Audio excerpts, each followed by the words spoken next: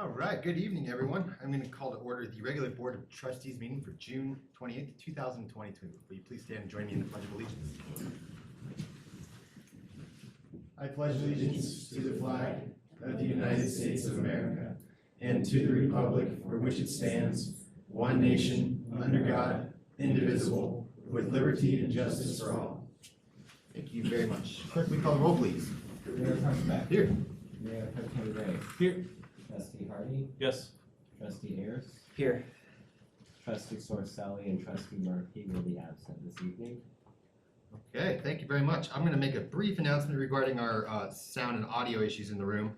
We had someone look at it, and apparently it is not our new audio system. It is actually how the room's laid out with it. So we're going to have people look at this, but they won't be looking at the technology. They'll be looking at stuff to make the sound reverberate off the back of the room and come back. So if anyone's having trouble hearing, we are looking into that, but it's not our technology right now. Next on our agenda is citizen participation. This is an opportunity for anyone in the room or online to speak to the board on something that is not on tonight's agenda. Looks like we have a couple signed up. Thanks very much. And once I read your name, if you come to the front, state your name and address again, and if you could please keep your comments to 3 minutes or less. Thank you. And we'll start out with Wally.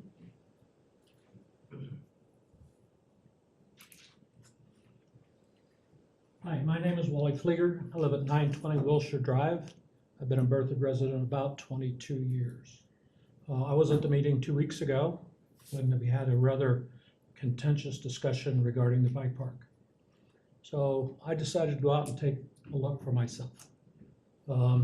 I checked out the communities around us, talked to Parks and Recreation. Longmont and Loveland do not have bike parks. Boulder and Fort Collins do. So I visited the one in Valmont, the Valmont bike park. It's fairly large, probably not much different than what you were anticipating here, probably a little bit bigger. Their parking is considerably larger than what you're planning. They've got about 70 spaces right next to the park. Just to the north of them is another 75 or 80. And to the south of them, across Valmont, is probably another 100 spots. They have multiple entrances. They even have one for emergency vehicles. It is not in a neighborhood. Their only neighbors are a treatment center and the Boulder County Jail and the Sheriff's Office. So I'm sure they get lots of visitation. The one in Fort Collins, called Twin Silos, is a BMX track only.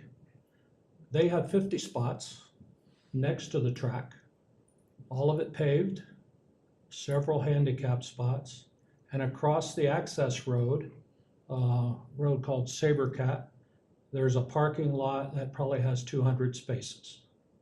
They also have multiple entrances, and there's no neighborhoods in the area. It's probably a quarter of a mile or more from that BMX track to a neighborhood. So that brings us back here. 2 weeks ago, we mentioned 20 spaces. Not sure exactly what it is, but I think Mr. Kirk said, well, 20 is not too bad when you consider at Grandpa's up to Hayes Market, there's 35 and they don't seem to have a problem. For clarity, I did not say 20, I said that we were planning over 30 spaces. Okay. So just so we're clear. So there are not 35 at Hayes. There are 65. There's probably another 70 on the east side and on the west side. Those spaces are only utilized about 60% of the time. The average time there is 30 minutes or less. And the only way I know that, I went there and just randomly looked at cars and found out how long they were going to be there. So if it's 30 or so, even still, if I look at the parking lot at Hayes, 20 minutes, a half hour, the attendant at Valmont said the average person that comes there and parks is there 4 to 5 hours. So if that's the case, you're not going to be able to get very many people at the parking spaces at the park unless it spills out into the neighborhood. If I look at Metal Arc, which is right now the only access you have planned, that gets pretty narrow. In fact, it's 27 feet wide on the north end. Average car is 7 to 8 feet wide, counting the mirrors. So if you park only on one side of the street, that is now a one-way street on the north side of Metal Arc. Mr. Fliger, I'm gonna have to stop there with the time. I do appreciate it for you speaking up tonight. Thank you Okay. very much. All right, thanks for listening. Our next is Linda Wilson. My name is Linda Wilson and I live at 1461 Merlette Street in Berthoud. And I would like some clarification regarding the trees located in the lawn strip between the sidewalk and the street. And when one of these trees dies and the homeowner follows the ordinance 1266 regarding the street tree work permit application to remove the tree, they get the approval, they remove the tree correctly. Does the town require the homeowner to replace that tree? No. Okay. And my second question is, what is the town's responsibility when the homeowner removes a dead street tree in this area without following the ordinance 1266? What, would that conclude the questions? Let's have Administrator. What, I guess my question is, what is not following ordinance 12? I'm not familiar word for word with it. How could you not follow I it? think you mean if they remove the tree without getting a tree permit. permit first. Correct. Our only real option is to fine them. We don't typically do that unless it's an egregious ip a tree of that size. Our primary concern with street tree work permits is that we don't, especially for larger trees, those need to be dealt with properly for traffic control and safety reasons. When you're cutting down a tree that's, 12 inches plus in caliper diameter, that's a bigger deal than if you're taking down a, 2-inch caliper tree that's dead. So I guess our responsibility, I don't know how to answer that question. I think the only recourse that we might have is to find someone who's in violation of our ordinance. But you wouldn't go out and actually. We're not actively actively hunting down people who are cutting trees. Okay. Thank you. Thank you very much. Next is Leslie Tassie.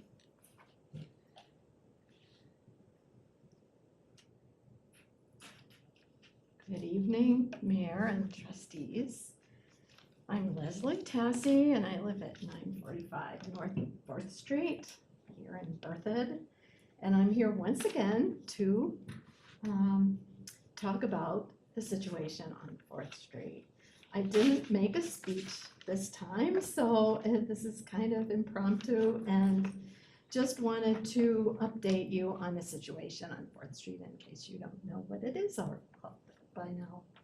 I wanted to thank you first of all for putting the stop sign in at 4th and Franklin. I don't know if it's doing any good or not because I live right in the middle of the block between Franklin and Capitol, I think.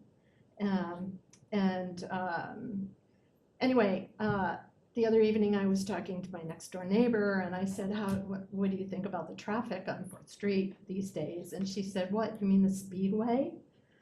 And I kind of laughed and I said, yeah, I'm gonna come to the meeting tonight and talk about it. Just wanted to say that the squeaky wheel gets the grease, and I wanted to bring up just the suggestions that I've made several times over the past year and a half about bike lanes, center line, lowering the speed limit to 25. It is really, really bad. I work in front of my home, so I see what's going on, especially at rush hour. Kids are screaming around on bikes. It's an accident waiting to happen. I'm gonna read read from the Berthoud Surveyor 8/12/21, which says, suggestions were made along with a number of potential methods, including more regular and frequent patrols by the Berthoud Squad of Larimer Sheriff's Office. I don't see that happening. Adding striping to the road, which is currently absent, by painting a center line and bicycle lanes on the shoulders and adding a stop sign. The shoulders and the lines haven't been painted, and that was supposedly gonna be done last fall. And the stop sign at the intersection with Franklin Avenue, check. Town Administrator Chris Kirk explained the street itself serves as more of a collector roadway than a residential street, et cetera, et cetera. I did Google what a collector street is, so now I understand that, but I think it is a collector roadway and a residential street, and I think that situation in this particular town should be taken into account, and perhaps I know you have a lot of other things to take care of, but I'm gonna keep coming and talking about this. So, thank you very much for listening. Thank you very much. Administrator Kirk, don't we have the bid out for striping? The bid's not out, it is going out this summer. Okay. We did the asphalt repavement project first. That project has been, the contract for that has been issued. And then we'll issue the RFP or request for proposals or bids for the striping project later this summer. Thank you, Ms. Tessie. And I know it's been a year behind schedule too. You're not the only one talking about the bike lane, so I'm glad we're going out for that now. Len Goldfinning?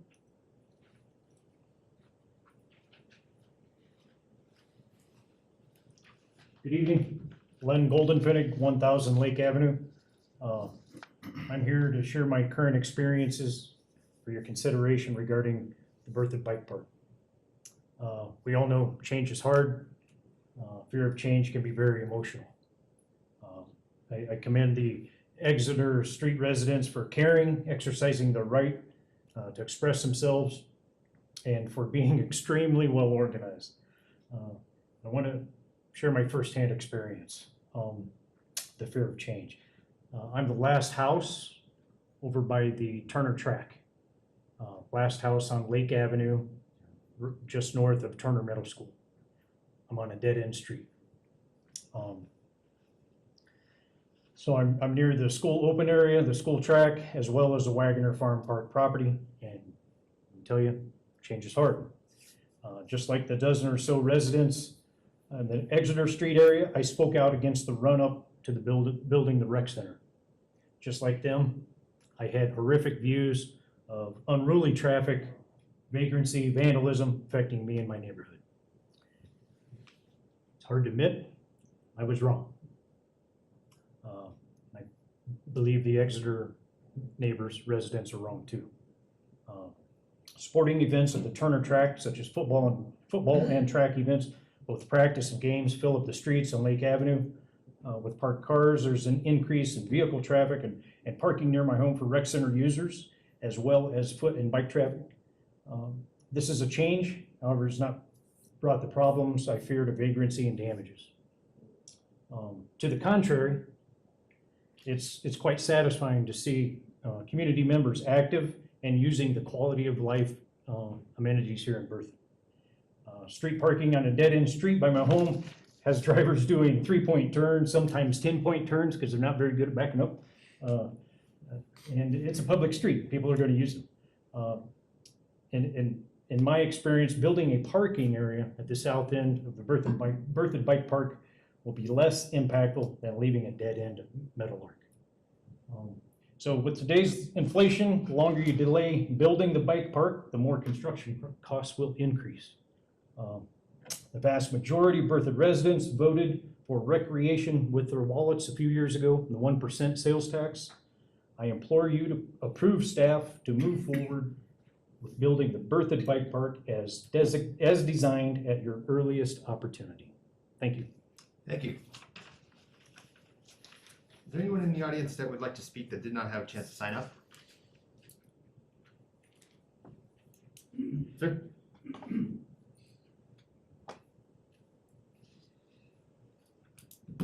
Joe Stein, 1104 Wilshire Drive. Just wanted to make a short comment about the upcoming decision regarding the use of Meadowlark for access to the bike park. And, it just seems like I've heard so much testimony of things that would be impacted negatively by making the decision to approve this.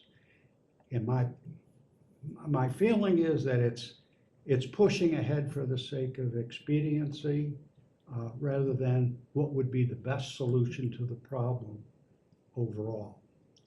And I know it would affect me personally and our home right there, right backing up to Meadowlark. So at any rate, that's just what I want to say. I want to throw those comments in and implore you to make a decision based on the best choice, not on expediency. Thank you very much. Thank you.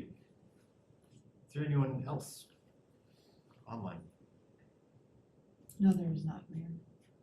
All right, not seeing anyone else. Thank you, everyone who's come in tonight to speak up. Very much appreciated. And we'll move on now to consent agenda. Trustees, like anything removed from the consent agenda?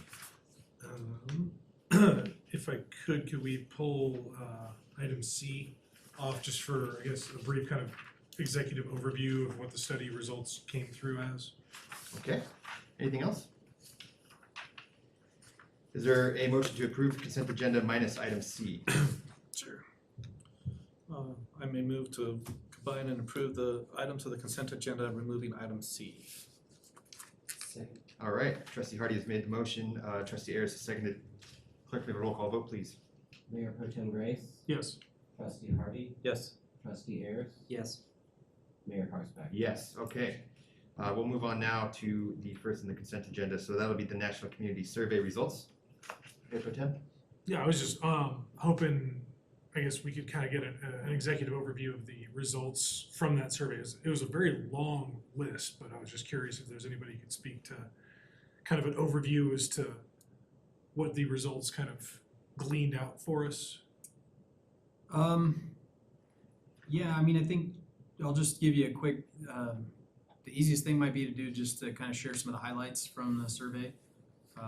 Those are included in that document. I know it's kind of long, but I think especially for the benefit of the public.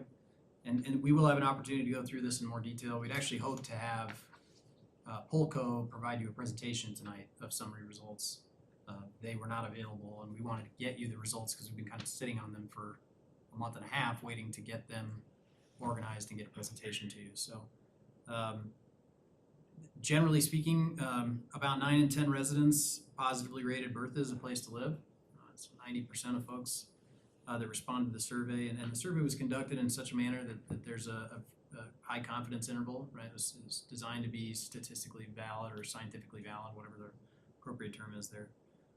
There were 2 different survey options that were sent out. One was a mail survey. That's the one that was intended to be a representative sample of the community. The other was just an open survey that we published online. So those results are similar but slightly different, and partly that's because some of the folks that responded to the survey from the online version aren't Bertha residents. So that changes the nature of some of the responses a little bit. But generally speaking, they were consistent.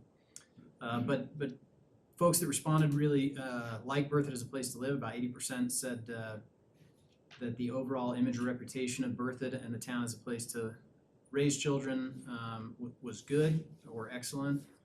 And 3/4 or so said Bertha's a good place to retire as well. Those are all pretty similar to the national benchmarks, which I think you would generally expect in places where people choose to live, which I think is generally the case for us, right? We're not a high employment location, and as a bedroom community, people choose to live here, and so you would expect them to be generally happy with that choice. The economy is an important factor for Bertha residents. That's, I don't think, a surprise given what's going on in the world and the economy as a whole, with inflation and other things that are going on around us. Let's see. Trying to skim through some of this stuff here. Mobility is an important area where we can improve. I don't think that's a big surprise either as a small town, right? We did see that Berthoud residents are much more likely than the national average to walk or bike to locations. But that mobility generally could be improved, especially with respect to the quality of the public transportation system. But I think we have the smallest transit system in the state, so that's something. But obviously room for improvement. As you know, we've been working on a transportation plan to try and look for a new path forward there to improve that service. But even still, 7 out of 10 or more reviewed the ease of travel by car, the ease of walking, biking, traffic signal timing as good. And traffic flow on major streets, the ratings were very high and higher than the national average or national benchmarks that we looked at. Evaluations of sidewalk maintenance, snow removal, and again, public transportation or bus services were below the national benchmarks. I don't think that's a big surprise either, based on some of the feedback we've heard, especially the last couple of years.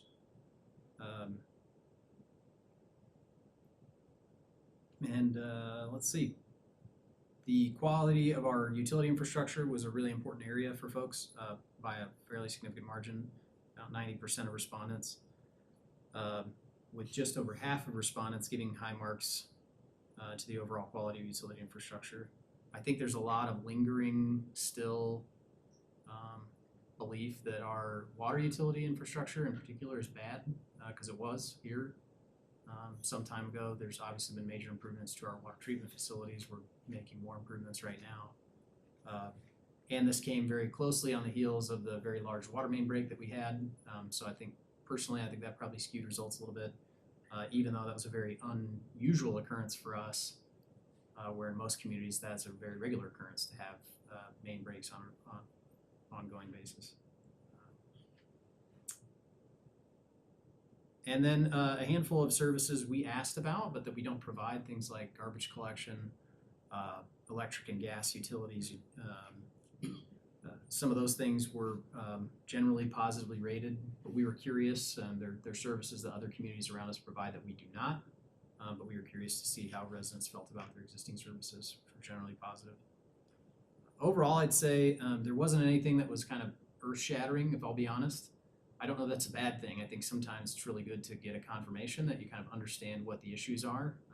That means people are talking to us and letting us know their concerns. And then also get a confirmation of the areas where we feel like we are doing a good job, and I think generally the community agrees. But anytime, 90% of folks say Berthoud's a good place to live, I think that's a good sign.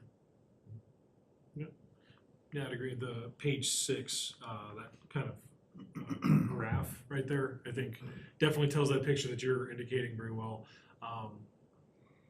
Kind of how they have it laid out, the education, arts, and mobility being the lowest of the quadrant areas, but we were aware of that. That's not a surprise. So yeah, it's good information to have. I was just wanting to. And I think things like the quality of our shopping opportunities or the expansiveness of our shopping opportunities much lower than the national benchmark. Not a surprise in a small town with not a lot of retail shopping opportunities. Sure. Berthoud is a place to work, being lower than the benchmark. 80% or so of folks that live here don't work here, so that's not a big surprise either. So I think again there was a lot of those kind of things that we saw as a result of the survey that I don't think were a big surprise, but areas where we could improve, especially things like sidewalk maintenance or snow removal. A lot of the complaints we get about snow removal is we don't plow people's cul-de-sacs and things like that. That might be a policy, so we might still not want to do that. But those are things that we might consider and discuss as we move forward. New message. There's a handful of other items like that we'll certainly talk about during our retreat and see what you guys think about that as well.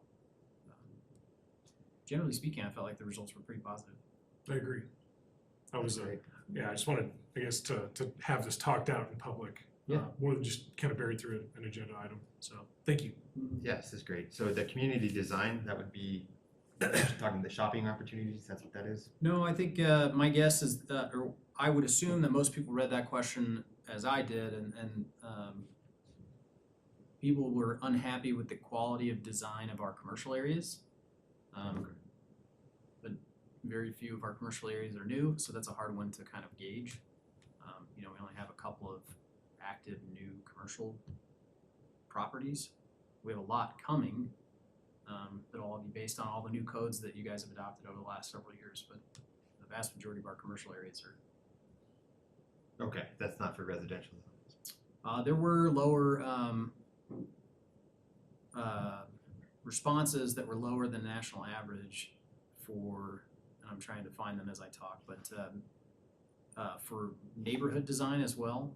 But again, as you guys know, we've talked about this a lot. I don't know if the general public understands this as well.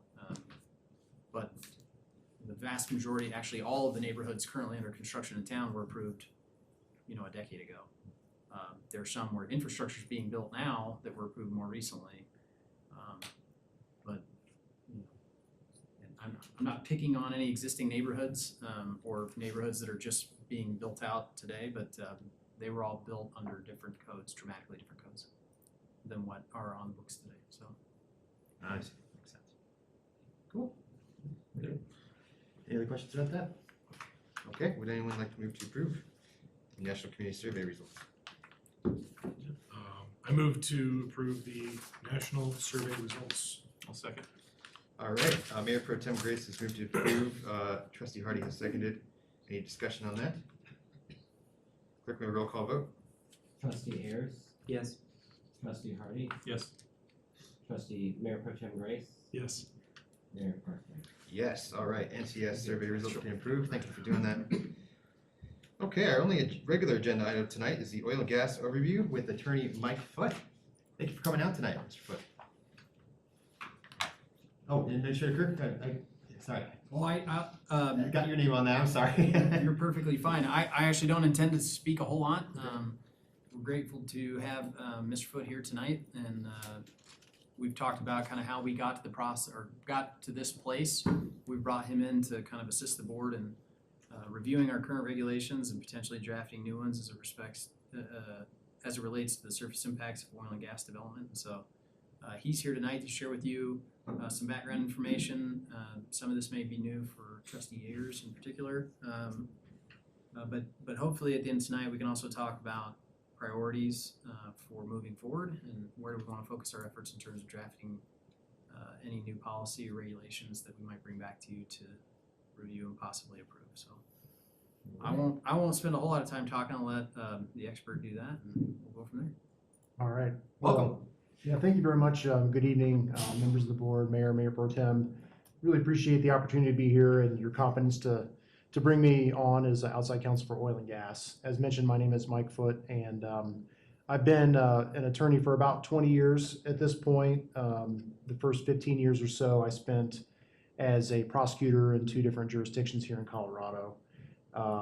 I've been in private practice since 2018. Started my own firm in 2019 where I focus on environmental and energy issues, including oil and gas. And kind of not sandwiching between the two, but overlapping those two, I was also in the state legislature for 8 years, 6 years in the House, 2 in the Senate, where I also worked on energy environmental policy type of issues, including oil and gas. And including the bill that we'll talk about tonight, which is Senate Bill 19-181.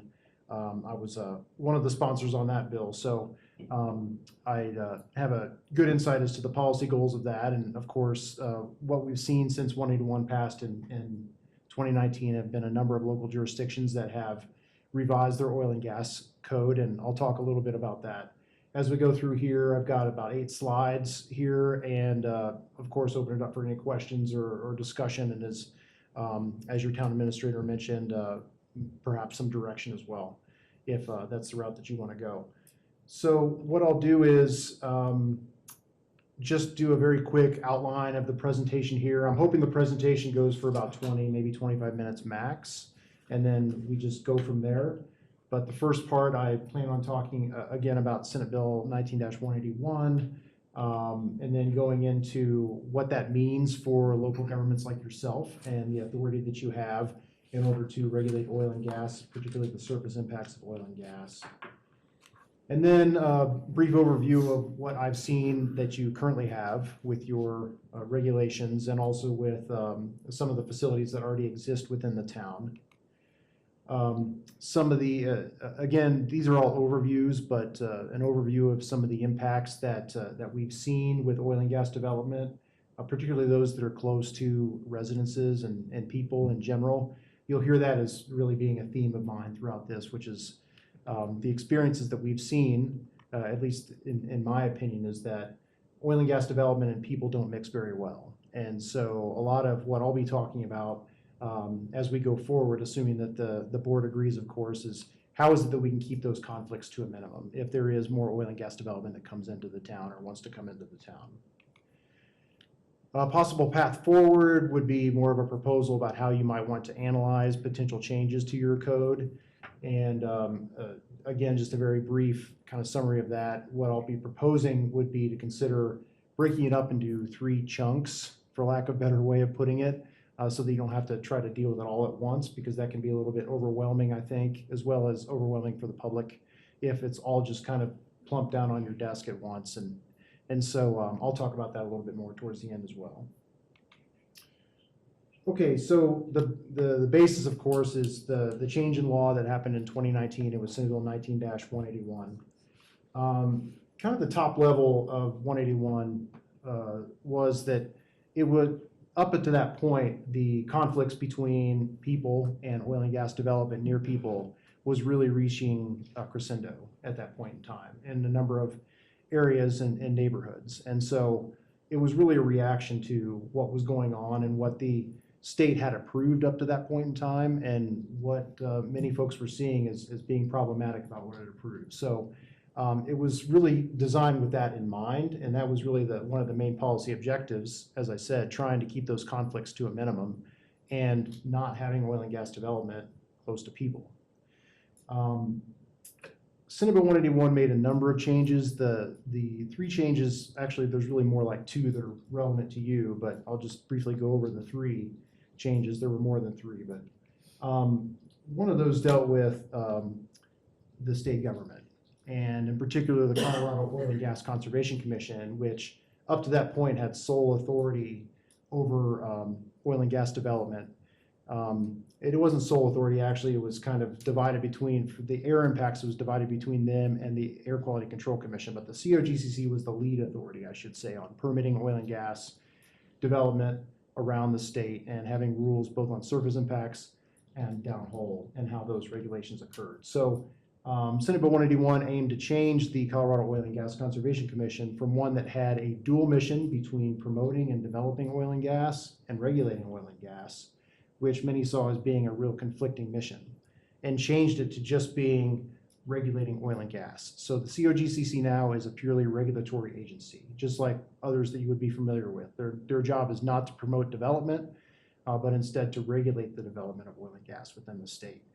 And so as a result of that, the COGCC went through a really big, almost epic rulemaking back in 2020 to change almost all of their rules to reflect that new mission, turning them into a regulatory agency.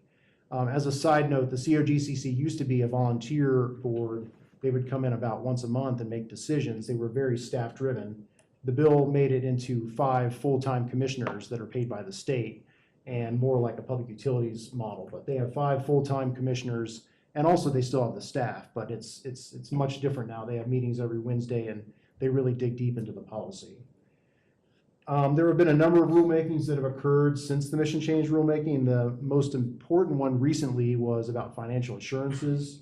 And the rules for financial assurances prior to this were pretty lax. Just as an overview, that's the idea that if the oil and gas company comes in and they put in a facility and then they walk away or go bankrupt, you want to make sure that the state and taxpayers aren't holding the bag in order to make sure that that facility gets cleaned up. So that rulemaking was completed earlier this year. And there was another one about wildlife impacts as well, but not quite as major as the financial assurances. The Air Quality Control Commission, as I mentioned, they have jurisdiction over most of the air quality types of impacts. They had a rulemaking that occurred in December of 2021 that dealt with tightening emissions regulations, including more leak detection and repair, inspections, and emissions requirements. So all of that has happened as a result of 181 on the state level. There were big changes in 181 as well for local governments. You see on the slide here that there have been a number of local governments that have engaged in changing their ordinances and their regulations as a result of Senate Bill 181. You see them listed here. There's about a dozen. I might have missed one. I don't think so, but there's about a dozen, many of them on the Front Range, most on the Front Range, as a matter of fact, with the exception of Garfield County. So there really is a very specific dividing line between local practice before Senate Bill 181 and local practice as it's developed in the 3 years since 181 was signed. Prior to Senate Bill 181, there was very little explicit authority for local governments to regulate oil and gas. There was some that was inferred, and then there were local governments that tried to take it further, and some were unchallenged, and some were challenged. And so, for example, the city of Greeley back in the late 80s, early 90s, interestingly enough, imposed an oil and gas development ban within city limits. That was challenged and overturned at the Colorado Supreme Court. Back in the early 2000s, the counties of La Plata and Gunnison put in place their own procedures and some regulations that went unchallenged. But then in the early 2010s, like around 11 and 12, there were a number of localities, particularly around in the Front Range, where these types of facilities were really starting to pop up near neighborhoods that put into place their own regulations that were more protective than the state, and those were challenged. So for example, the city of Longmont put in new regulations in 2011, and then their residents passed a citizens initiative in 2012 that banned fracking within city limits. City of Fort Collins did a 5-year moratorium, I believe, in 2013. City of Thornton put in some protective regulations, including a longer setback, maybe a year or two after that. The Fort Collins and Longmont examples ended up being challenged in court, and that went up to the Supreme Court, and those were overturned. And that was, again, pre-Senate Bill 181. So what a lot of localities were doing, or I don't know if a lot is the right word, but some what they were doing in order to try to put into place more protections, more than the COGCC was doing, was entering into operator agreements, which was basically just a contract between the local government and the oil and gas operator. On the one hand, the local government would say that they would put into place maybe streamlined permitting procedures, and the operator would get more certainty as to when and under what circumstances their permit would be approved from the locals. And then on the other hand, the operator would put into place more protections than the COGCC required as part of that operator agreement. So that's what it looked like prior to Senate Bill 181. After Senate Bill 181, we've seen, as I said, about a dozen localities dig into their regulations and make changes similar to just their land use code. And that makes sense because one of the premises of 181 was that the local government should be able to treat oil and gas development similar to any other type of land use. I mean, that is, your bread and butter. You deal with land use issues, and the surface impacts of oil and gas are similar to that. So there have been a lot of regulatory changes that just treat it like land use and put in regulations, either embedding it in the land use code or doing a special chapter within their land use code that deals with oil and gas operations and the regulations around that. Those, of course, have varied between jurisdictions. There is one jurisdiction that still uses the operator agreement model, and that's the city of Aurora. They have several operator agreements that they put into place in 2019 after 181 passed, but they're the only ones that I know of that have put in operator agreements. The rest have worked through a regulatory regime just like they would for other types of land use issues. Okay, so post Senate Bill 181, oil and gas development still continues along the Front Range. I took a look at your current regs that were put into place in 2017, so prior to 181. And it seems to be pretty much the same as what you would see with other localities prior to 181. there are a number of areas that you could consider for potential revision that would make it more consistent with what the COGCC has done since, as well as other local jurisdictions have done since.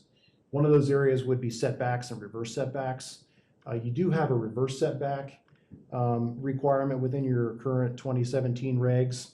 I believe it's between 200 and 350 feet depending on the building. There have been some local jurisdictions that have gone further than that. And just to be clear, I'm sorry if I'm skipping over some of the definitions of this, but the reverse setback is the setback between existing oil and gas facilities and any new buildings that would come in, whereas the setback is the difference between any existing buildings and new oil and gas facilities. So local jurisdictions, as well as the COGCC, have spent a lot of time on putting in new setbacks since Senate Bill 181. COGCC does not deal with reverse setbacks. That's purely a local concern. But a number of localities have dealt also with revising their reverse setbacks, or at the very least discussed those things. And it's turned out to be not quite as simple as it may originally appear because of all the land use concerns with that. There, of course, could be more incorporation of public health, safety, welfare, and environment considerations.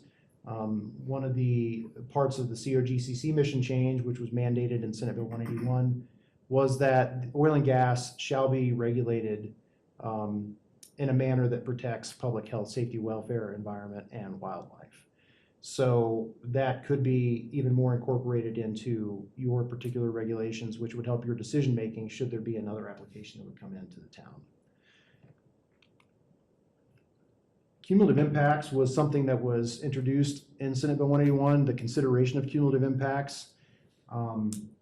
Maybe not quite as acute here in Berthoud, but certainly in other parts of the state, particularly in Weld County, there's a lot of wells that have gone in and a lot of new ones that they're proposing. And so those all kind of add up to cumulative impacts. And so the COGCC is supposed to consider and address cumulative impacts and reduce those. And of course, you could look into that as well in any kind of permitting decisions that you make. Noise, emissions, and BMPs is another area. BMP stands for Best Management Practice. And what that is really shorthand for are just additional protections. So it's called Best Management Practice, but it's not like there's a list somewhere that has these so-called best management practices. So pretty much any kind of additional protection comes under the rubric of a BMP or Best Management Practice. But those types of things can be addressed, and other towns and other localities have addressed those things as well in their new updated regulations. You could choose to supplement the COGCC's financial assurances, and there have been some groups as well as some localities that have found that the financial assurances rulemaking didn't go far enough for them, so they'd rather be more protective, and 181 allows you to do that. You could also address and update fees and penalties if you choose to do so as well. So those are just a couple of the areas that I noticed when I was reviewing over your regs that could be ripe for revision. So as I kind of mentioned before, oil and gas development has many impacts. This is not kind of like your father's pump jack operation in the middle of a field. These are major industrial operations. An oil and gas location could include anywhere between, I've seen as low as 4, well, some of them could be singles, frankly, but most of them will be locations of 4 to 8 to 12, 24, even higher of wells in one location. And so the impacts of those are very large, and I just think it's best to think about it as being an industrial operation, because that's what it is. Now, the impacts vary. It's not like the impacts are the same for the entire 30 years that it's operating. There's certain periods where the impacts are more than others, but the bottom line is there are impacts, and they have affected people that have been close to those types of facilities. I reviewed over your January study session, and some of the concerns that you raised are valid concerns, and they're concerns that others around the Front Range and around the state share. Concerns about setbacks, air quality, water, any kind of excessive traffic impacts, visual impacts. And and those could be addressed in updated regulations if that's what you wanted to do. What we've found, or what I've found in reviewing some complaint data from around the state, at least complaints that are reported to the state, particularly the COGCC and the CDPHE, the Department of Public Health and Environment, have really revolved around noise and emissions. Those have been really the big red flag areas. And also with local governments that have kept track of it as well. Noise and emissions have been the top two types of complaints that we've seen from people that are around oil and gas operations. So again, there are areas where the current regulations could be improved, and also the COGCC regulations could be made more protective if that's what you wanted to do. So of course, as you know, and the reason why I'm here is because you're exploring redoing your regulations, and the path that I wanted to throw out there, and of course, hear your feedback and ultimately perhaps your decision on, would be breaking this into 3 different sections. And the reason why I think that this could be a valuable way to do it, and I'll just shamelessly take it from the Larimer County proposal, or what they ended up doing, their process. Larimer County revised their regulations relatively recently, and they broke theirs up into specific sections. They might have done 4 or 5 sections, I don't recall specifically, but what I observed when I looked at it pretty closely was it really helped the decision makers, in that case the county commissioners, really dig into a certain section well, understand it, ask good questions, give good guidance, and ultimately approve what they approved. And it, just as importantly, it allowed for good public comment as well. The public was able to similarly dig into those sections and provide good, thoughtful public comment about what they wanted the decision-making body to do. So I felt like that was a good process, and just wanted to throw it out here for your consideration as well. On the other side of it, you could just go through the entire thing, and there may be some advantages to that because you can see how different areas maybe intersect and interlock with each other. So it just depends on your preference, but it just seems like maybe breaking it up in sections might be a better way to go, just to have everybody dig into it a little bit further and not be so overwhelmed with getting a big packet of new regulations if that's what you wanted to do. As well, there is now the ability to compare regulations or proposed regulations with what other localities have done. So we're 3 years or so from the inaction of Senate Bill 181, and as I mentioned, a number of local jurisdictions have enacted their regulations. And I took a look at all of them and have just put these 5 locals plus COGCC up here for your consideration. Of course, I think it makes sense to look at the COGCC because they are the floor. They're not the ceiling, but they're the floor, so it's important to know what they're doing. And then you can take a look at other jurisdictions for various different reasons. For example, Broomfield and Erie have recently put in I wouldn't say recently with Broomfield, but you know, they're always looking to revise their regulations. They're getting feedback from their residents, and Broomfield and Erie have had some negative experiences with oil and gas development in their jurisdictions, and so they've designed regulations around some of those experiences, and that could be helpful to this particular board.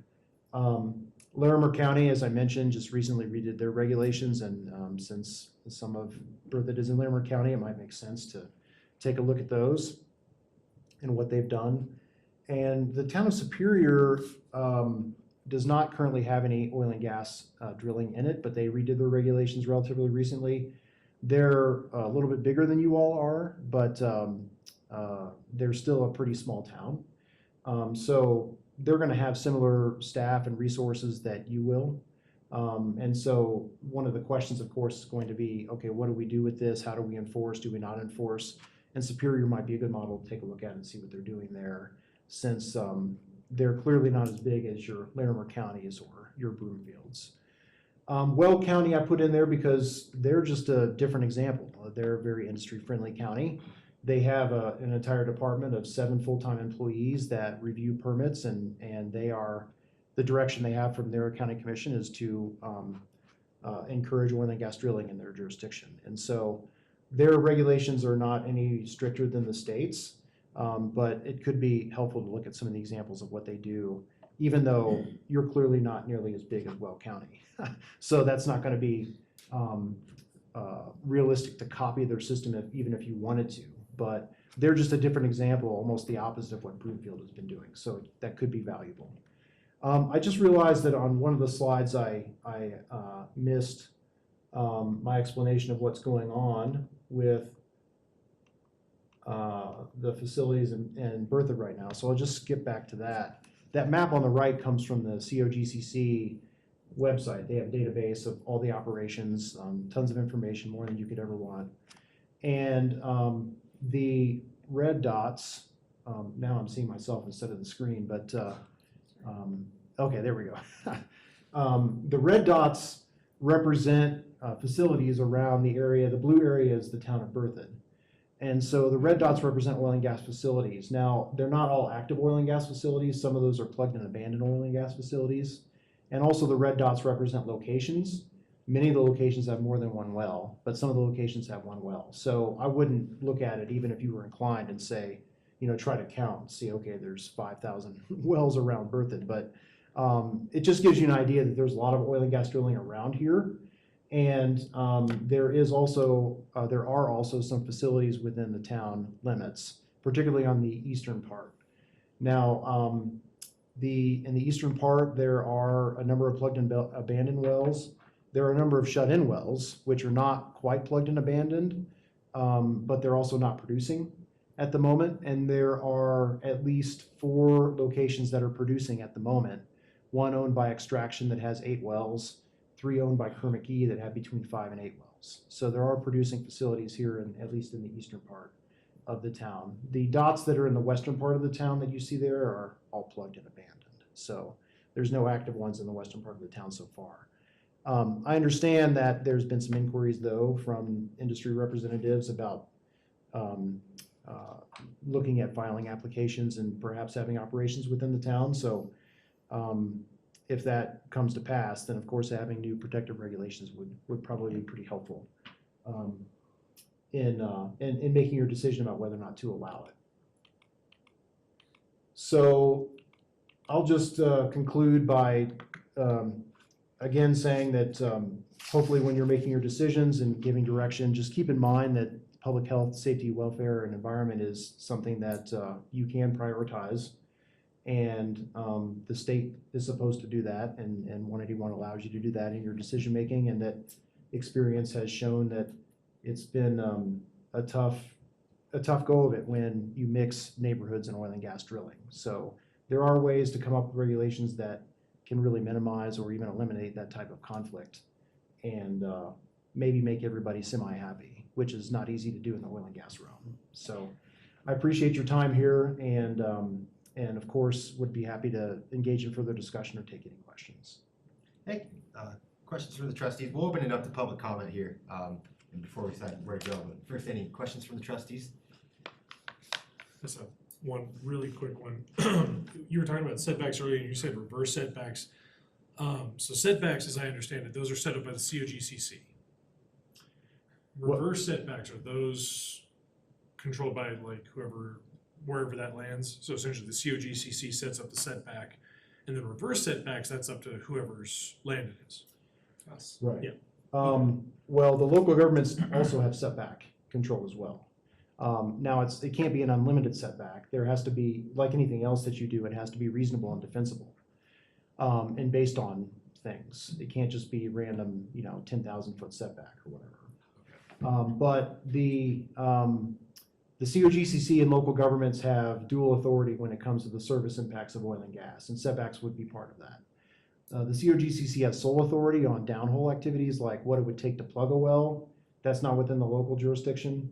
But any kind of service impacts like where you put it, how it operates, financial assurances, enforcement, that's dual authority between the COGCC and the towns, the local jurisdictions. COGCC currently has a setback that ranges between 500 and 2,000 feet. And many local governments have also setbacks between those ranges. The ones that I mentioned, for example, Broomfield is at the 2,000-foot mark.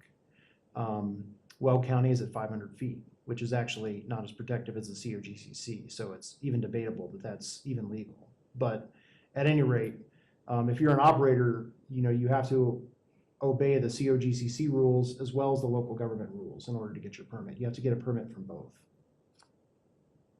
Okay.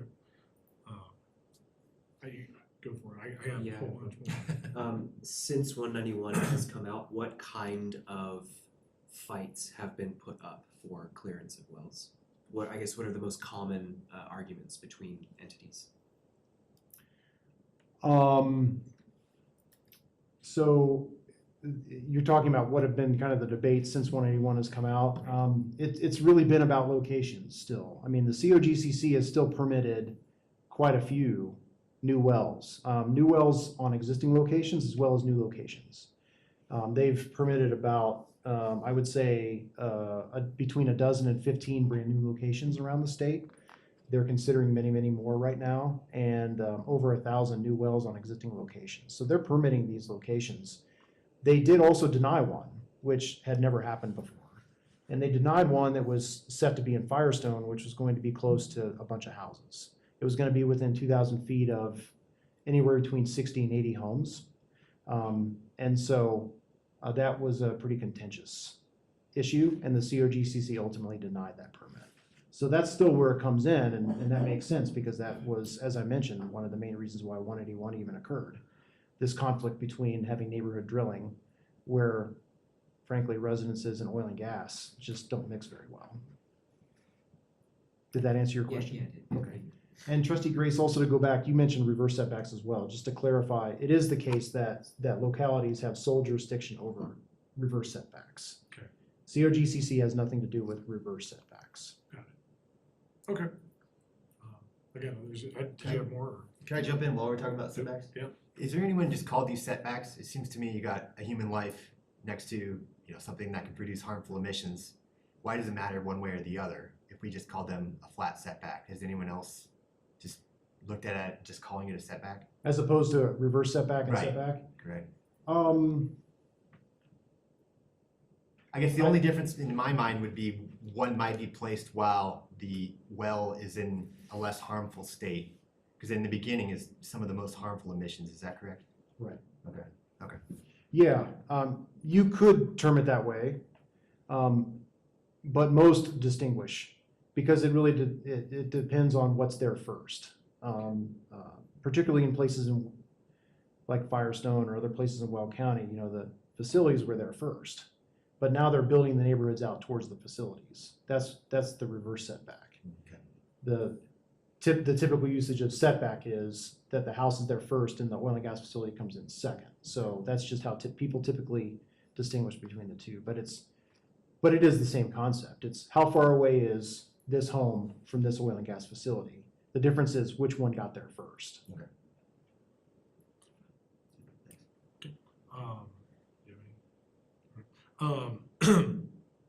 During our January study session, I know setbacks, air, water, traffic, and the visual impact was all approached. Question I have about it is I know when fracking takes place, they do fracking hydraulic fluid or whatever that is. I've heard stories, please correct me if I'm wrong, but sometimes that can be considered proprietary. Does Senate bill do anything about that, or can they still shove it down there and say it's proprietary, you don't get to know what's in there? I think you're talking about the fracking fluid that's used Yes. in the process, and there was actually a bill that just passed this year, an attempt to make some of the ingredients that have been classified as proprietary less so. I think that it's making progress on that, but there's still going to be the trade secret exception that's in there. I just think it's less of an exception than it used to be. A lot of the chemicals are disclosed, but the operators have also withheld some disclosure because of the trade secret exception in the past. Do you see that is a common problem up and down the Front Range, or is it just kind of depend by location? Well, it's hard to tell because if it's withheld, then we don't really quite know what's happening there. I mean, the premise of the bill that passed this year that it was a problem, and the policy was to try to make it more transparent. It didn't get all the way that the sponsors wanted it. They wanted it to be full transparency, and there still is some kind of a cutout for some kind of proprietary or trade secret information. So I guess it kind of depends on your perspective. But the chemicals issue, I think the COGCC is probably gonna have to go through another rulemaking in order to adopt the new bill, but that's gonna be sometime in the near future. So I don't think I have a really straight answer for you on that because I'm not sure we really even know. It's really hard to say this chemical is causing bad things if you don't even know what the chemical is. Now, the industry would tell you that they disclose something like 99% of their chemicals, and there's only 1% of the chemicals that aren't disclosed. It's kind of hard to do third-party verification of that claim, though. Okay. Have there been any, has the COGCC done any studies essentially of effects, essentially the aquifers, things downstream of, essentially we have fracking over here, aquifer goes this way, this is what it does? Do we have any of those reports? Is that stuff that they're aware of? The COGCC has not done a study like that I'm aware of. There have been lots of studies about the effects of oil and gas operations and fracking operations around the country, including in Colorado. Hundreds of studies. And, but they all kind of look at a very narrow type of slice. Many of them are looking at the effects on people within a kilometer or 5,000 feet or whatever the study has done. There have been some water studies, but I wouldn't say that there's a consensus. Certainly the findings have been controversial and contested. So when I look at the studies, I feel like that the picture is pretty clear that there is harm to nearby residents. But if there was an industry representative standing here, I think they would dispute that. When it comes to water, there have been a couple of studies that indicate that there has been negative water consequences. But again, those have been disputed. So the one thing about 181 though is that it allows you to put into place protective regulations. And so if your decision or the sense of this board is that you want to make sure it doesn't happen, then you can put in regulations that are strong, protective regulations. You have the ability to do that. If you as a board come to the conclusion that there's not much to worry about, then you can just rely on the regulations that are already in place within the COGCC.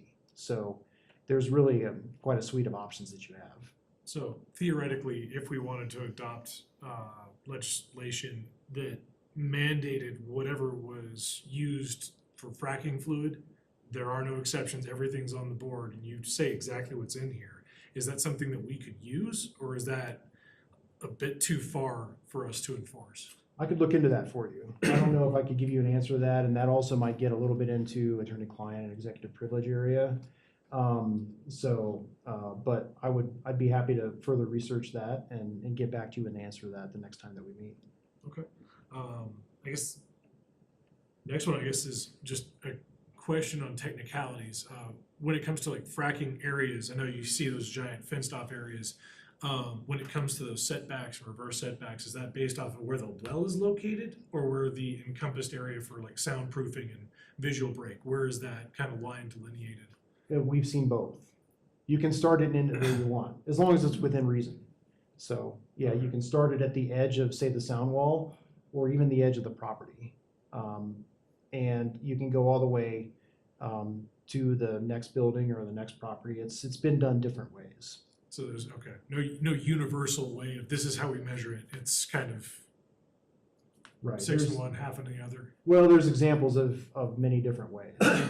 If you wanted to go the most protective route, then of course you could kind of do the edge to the edge, which then would probably add on some from the facility. But again, it needs to be within reason. If it's challenged, you have to be able to give a valid reason for it. It can't just be something off the top of your head. But, Got it. if there are studies and discussion and information that can justify that decision, then you should be able to put that into place, whatever it is. Sure, okay. Yeah, that's actually all I had at the moment. Thank you. Okay. So that could include, it's not from the wellhead, so that could include from just one of those tanks or facilities that tend to leak a lot, okay? Yeah, or it can come from the sound wall or the property line. Okay. Yeah. Other questions? Yeah, okay, well, I don't have any questions. Okay, with the board, if we could open this up to public comment? All right, at this time, we'll open it up to public comment. Anyone in the room here would like to speak to this agenda item, come to the front, state your name, or if you're with the business, your business name and address. Keep your comments 3 minutes or less.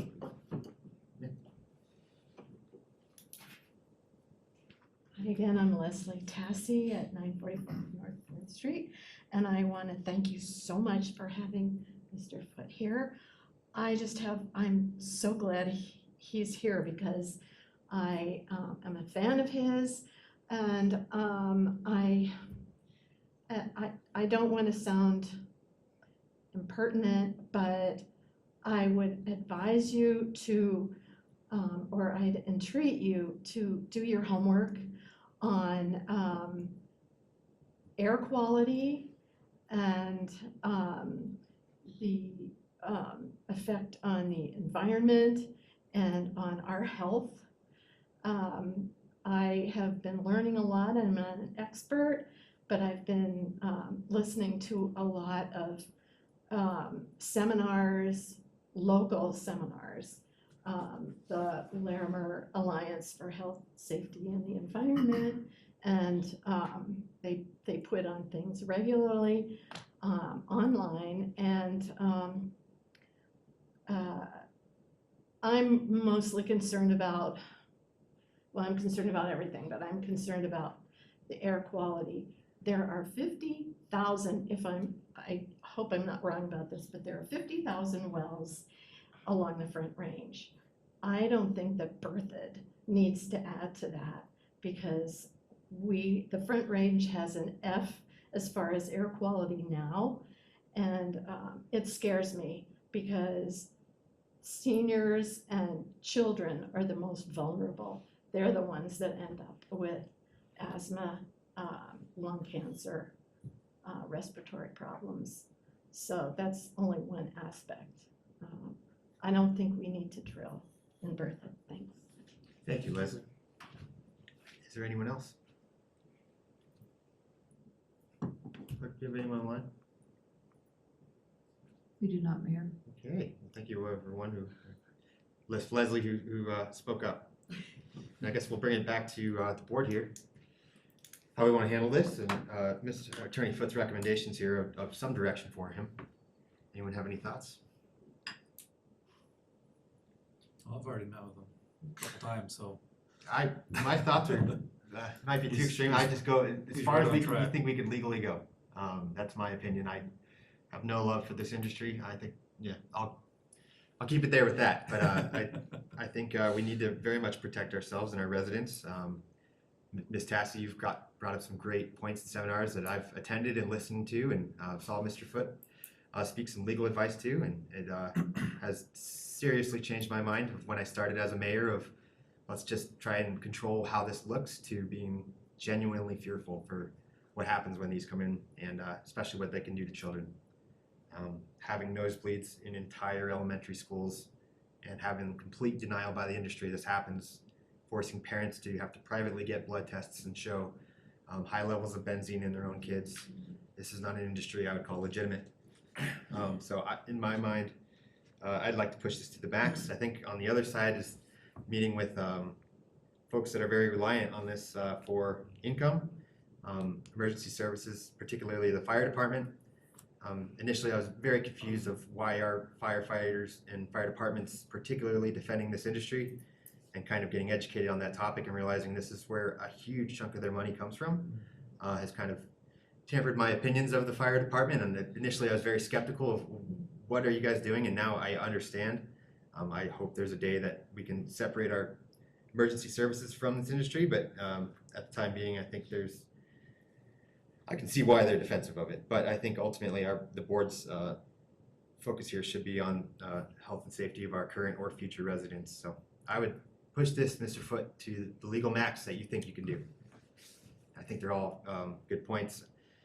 Whether we're looking from the wellhead, I don't want to look at just Turion. I know there's some interest there, but with the technology and the fact that they can reopen wells, I think we need to look everywhere. So I don't know where to go as far as the edge of the property. or from the wellhead. To me, I guess I'd like to go from the edge of the property, but thinking of Turion, if we're just looking at commercial there, it might make sense to go from the wellhead, but also learning that a lot of these emissions, a lot of the danger can come from other areas of fracking operations, like those big vats, those big tanks that can leak. Personally, being on the Earthworks tour, looking at this through infrared cameras, seeing it leak in Windsor, seeing that right next to houses, it was like something out of a nightmare situation where you're watching a family play in their backyard while you're watching emissions blow into their face. Was something I hope to never see again. So to me, I guess to me, it doesn't matter from the wellhead. It would just be from the edge of the property or the edge of the operations, I guess. Yeah, I've got a question. That brings a question, because now you're saying something that's making me question the thing. So when you said from the edge of the property, are you talking about the whole acreage that the farm person owns? Or are you talking about like the place where the wellhead's allowed to like dig up dirt and put their wall up? Which property are you talking about? The wellhead property box or the property? I should have been more specific. What I've seen is the surface disturbance area. So the edge of the surface disturbance area, basically the facility. There have been some locals that have measured from that edge of that surface disturbance. Where they put their area. sound wall and stuff. Right. Okay, that's Yeah. that's what I was assuming, but then he was talking about stuff and it's like, oh, wait a second, now we're talking about the whole land. Yeah, thank or you for the, that clarification. Yeah, or just right, the, right. Yeah, it's thanks like, for who's, asking. who's that. property, you know, it's Mhm. like picture in picture. Right, okay. So, but I do, you know, I've always been kind of on the fence with oil and gas, because it's kind of one of those things like, we need it and we don't, in a sense. I mean, it's kind of one of those necessities, and I don't know what I would do without oil and gas, but I guess I'd be riding my bike more, hooking a generator up to it. But you know, there's hazards with everything that we do in order to have the lifestyles that we all want, whether it's, you know, oil and gas or electric cars. They all have their negative sides, but I think what we need to do is just have a nice, and that's just one of the reasons why I like talking to you in our previous meetings, was that I felt like this is more of a olive branch sort of thing. We can work with this, but we want to make sure we protect our citizens as well. So it's going to be that nice bridge, I think, in there. Just how does that bridge get built, and what does it look like, and how strong is it? Mayor Kirschbeck, if I may ask, did the trustees feel like the approach outlined by Mr. Foote was appropriate in terms of breaking it into meaningful chunks? Absolutely. The I three think that sessions. seems like a good approach as well. I So think that's the Easier advantage to of having a digest. former elected official too, is that you see this from our side of, we need clear little, nice looking bullet points to fix too, so. Layman's No, I terms. really like that. Okay. Kind of scorecard or just some big big categories to look at, and within those we can kind of focus. A book versus with just a- pictures. Yes, exactly. Versus just a Possibly- packet of 100 things that I know future trustees might not read, so. Possibly a pop-up. Yeah, possibly, yeah. No, yeah, I think that's great. Anything else for clarification from staff or Attorney Foote? how do you feel about, do you feel like we have enough information to kind of get moving and head down the road and bring back some Right. things for the board to consider? I think so. The question I would have is, it sounds like you like the three chunks approach. I'm gonna come up with a better way to term that, but, Chapters. The three yeah. steps. 3 ways, yeah. the three ways. As far as looking at other jurisdictions, would you find value in that? Did you like the list that I proposed, or would you propose other jurisdictions, or? We're in that weird spot where we're surrounded by Weld County, we're in Larimer County, and then we got Boulder County. So it's kind of like, you know, depending on which way you look, even with your neighbors, it's like you're gonna have super pro oil and gas, super restrictive oil and gas. Right. Kind of like, yeah, we're kind of in the middle, because we don't want to offend my neighbor to the right, we don't offend my neighbor to the left. Oh, I have no problem So- offending Will. I work with them a lot But too, so. I'm just talking about in general, you know, when I talk to people around the community about what they think about oil and gas, it can be a touchy subject, either way. So I just want something that's very workable, but yet it makes everybody hopefully cooperative with it. I don't want to be super, super restrictive. I mean, I'd like to be maybe on that side, but then I look at all the financial standpoints of things. I mean, the state relies so much financially. It's not just the fire districts, it's schools, it's communities, it's, you know, so many people rely on the income from these oil and gas things. And it's like, I don't want to hurt that either, but I also don't want to hurt my own health. And when we had, I forget his name, the guy from CU, Dr. Helmut? when he was showing the wind currents and how, even though we don't have that many wells in Berthoud, we are drastically affected by the wells that are already built. I mean, it was crazy, the wind patterns that he showed and the numbers. I mean, that was a big eye opener. So, so yeah, I mean, I just thought about, okay, how do we build big constructed fans to blow all the air away from us, you know? So To me, I think it would be helpful. that's where we get wind power and we get them reversed so that the air quality away. Yeah, have the two resources fight each other. Yeah, exactly. Build up our windmills to blow the bad air. Yeah. To get back to the point, though, I think, to Anyway. me at least, it would be helpful to look at other, ultimately, to me, it's public health and safety, so if you're going above that or below that, that's your prerogative, but I think it helps to look at past work done on this, so, Okay. especially if our guys are hit harder than us, like Broomfield. Your comment on Superior being similar size, similar problem, they wanted to get in front of this. I think it was a great, essentially set up for, I think that's a great process. I know for a while we were watching Broomfield, they were in a noise ordinance complaint with a fracking company out there, and it went on for months of them essentially, you know, he said, she said, until they finally just, I don't even know what the resolution was. I just remember it was this nonstop headache of our neighbors to the south. So I think Superior's model, going after it like that, would be a very apt model to start with. Okay. Well, the thing that I brought up with you in one of our meetings was, the concern was, this is just a policy for within our controllable area. Yep. And if we make something so restrictive that all they have to do is build 10 feet, like across the street, Technicalities. and still be able to drill, what, 2 miles, isn't it? Or is it more than that now? Just 2 miles, isn't it? Well, rumor has it can be longer than that. Yeah. I'm not an oil and gas Top engineer. secrets, but- along with their chemicals that they put in there. Yeah. But anyway, yeah, that's the thing, is like, you know, I don't wanna be so restricted that it's like, it's so strict that it doesn't matter, then we lose all sense of control of it. You're looking for the And we money, don't have a right? say in it at all.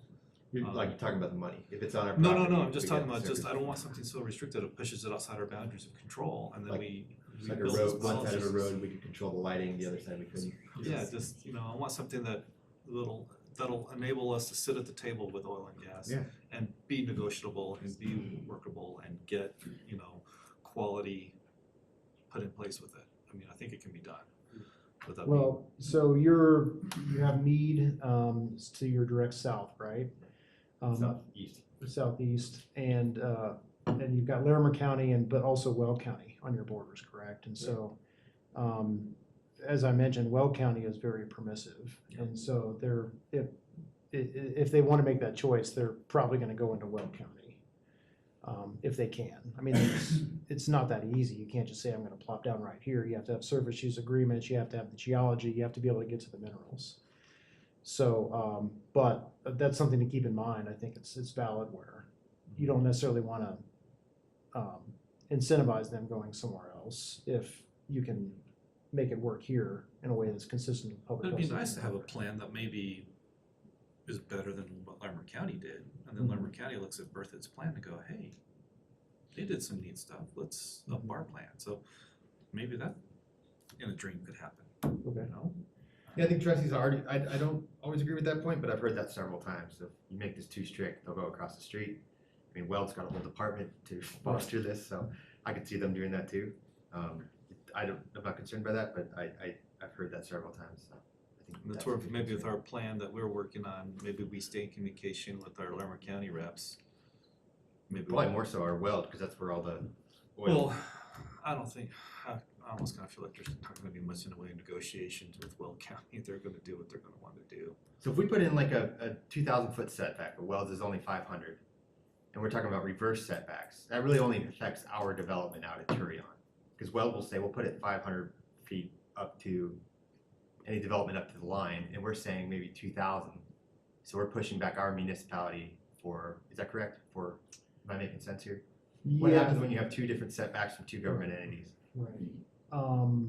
Well, so first of all, setbacks only apply to things like water bodies or residences. So if you're talking about an area where there's nothing out there, it's not really going to apply. So let's say Wilson Ranch, they want to put it right on the line. That forces us to push back 2,000 feet from potentially formerly useful commercial or residential area. That's one of the things that makes reverse setbacks kind of hairy. Because if you put in say a 2,000 foot reverse setback, that means there's no development within 2,000 feet for 30 years, a 2,000 foot radius. And after that, do municipalities tend to say, okay, you're good after they leave? You can build right over that wellhead? That does happen. Okay. But once it's plugged and abandoned, of course. It has to be fully plugged and abandoned and the site reclaimed before that happens. Okay. So, but the reverse setbacks discussions have been kind of complicated because of the development issues. And so what we saw in Broomfield, for example, is they've had kind of a graduated reverse setback where if it's in a certain phase, like if it's in the production phase, it's a little bit less because that's not quite as harmful or potential for harmful. But if you're in the fracking process or the pre-production phase, then you would have a longer reverse setback. So that's one potential solution that you could look at too. But it's the reverse setbacks has turned into it's kind of been a hairy problem Yeah, I because of the remember- things that you mentioned. Okay. We were talking about the wellheads that were going in out there east of I-25. There's like 3 pads. I forget how many wells were in each one. I want to say like 12 in each one or 6. Do you know? For which one? There's like 3 major pads out there Yeah. east of I-25. Yeah.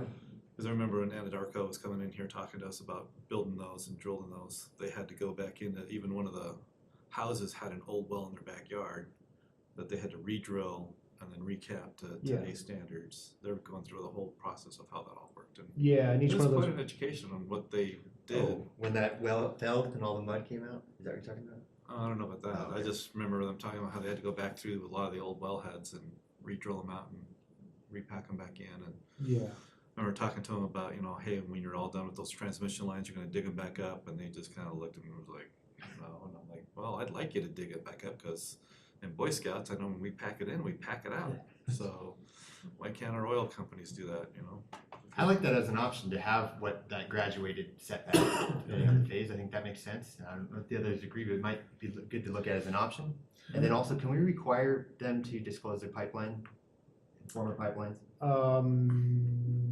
They Like a do that map? at the state.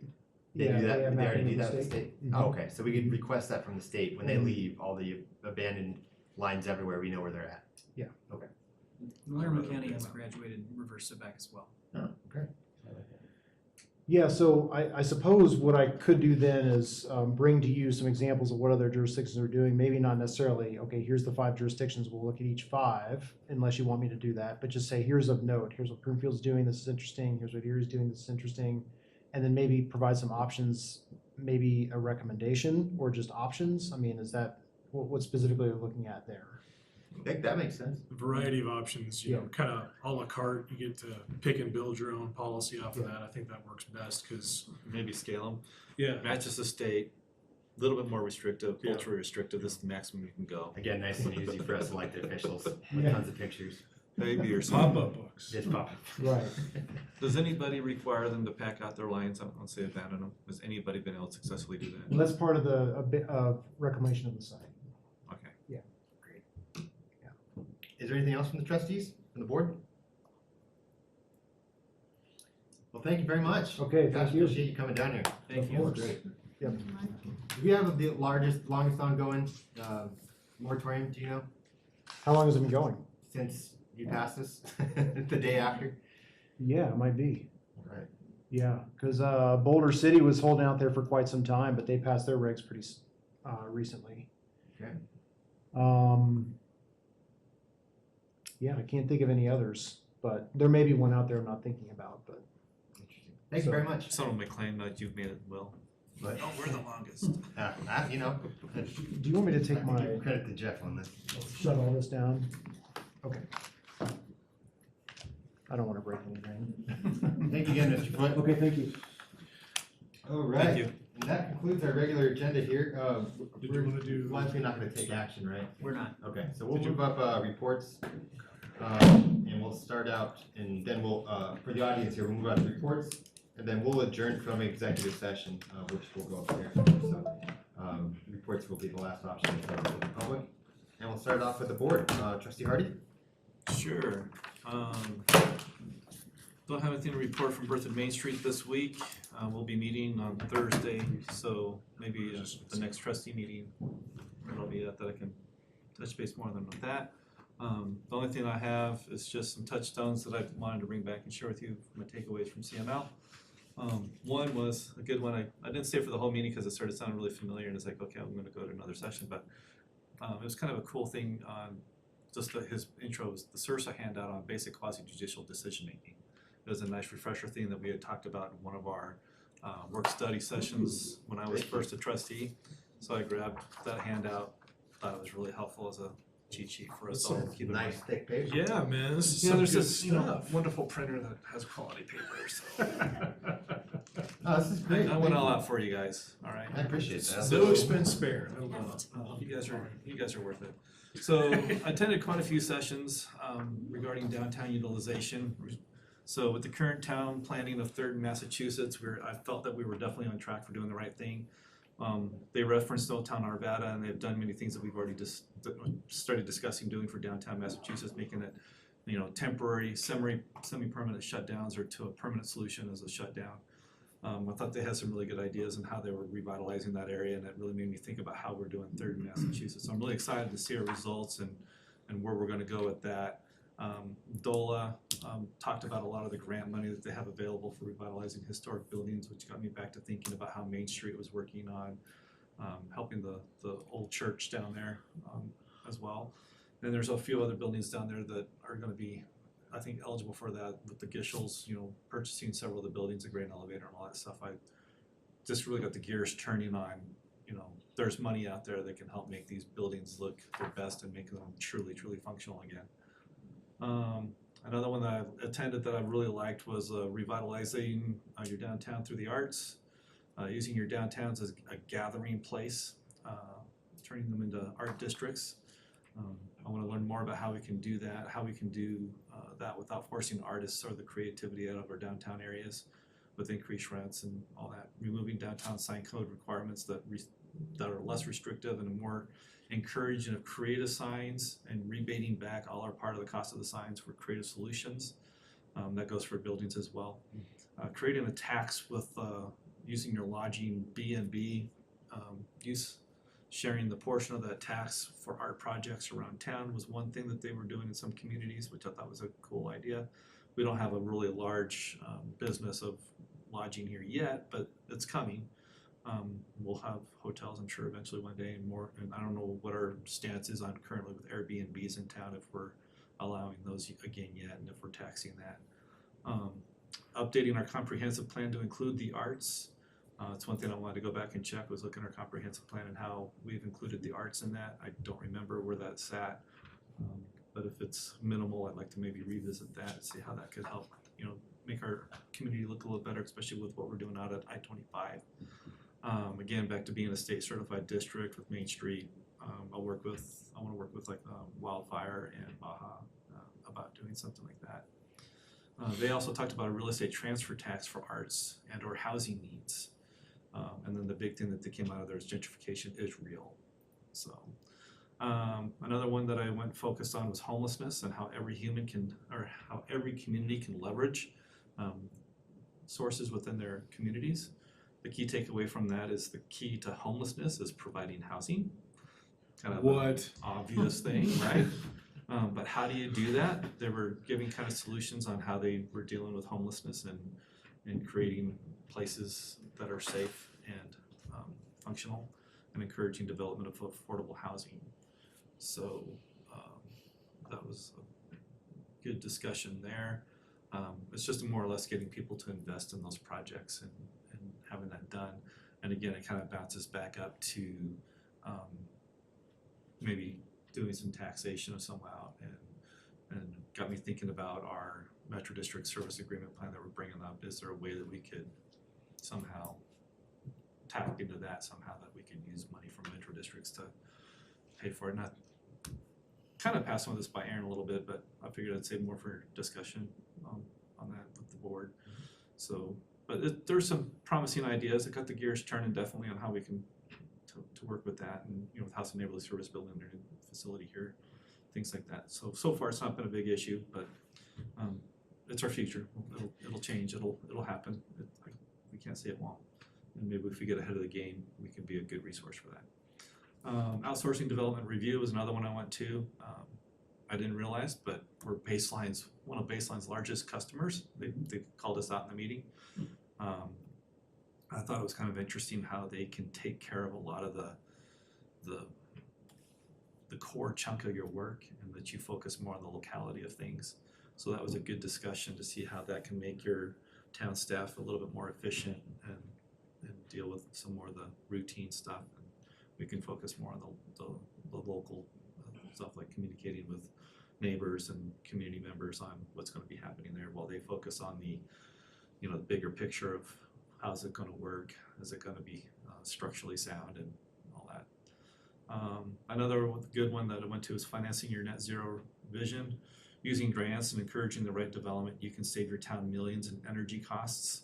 The town of Breckenridge was building some workforce housing. They look like little tough sheds with little solar panels on their roof, and they estimated that they could cut the energy costs in half. And it was a big 6-digit figure number. I think it was even closer to $1 million of energy costs with these really super efficient energy efficient facilities, and also keeping their workforce closer to work. And just how that would save with energy costs, with gas and emissions and things like that. So again, pushing the whole affordable housing criteria of how do you get that sort of thing supported and built and financed within your community. So, but yeah, just some really neat ideas that got the gears turning on what we can talk about in the next coming years of how do we encourage our builders and developers to bring us these products, and how do we incentivize that maybe. So some things to definitely think about when we start going into our retreat here. So I'll definitely be bringing up more of that information hopefully during that. That's some key points for us to look at, touch some points for our future. So Thank you for this again. is all I believe. I tried to keep it short because there was a ton of information. So, but I'll just summarize it. Trustee Ayers? Yeah, so. I did have one more thing. It was at the very bottom there, just as I was shutting my screen, I saw it.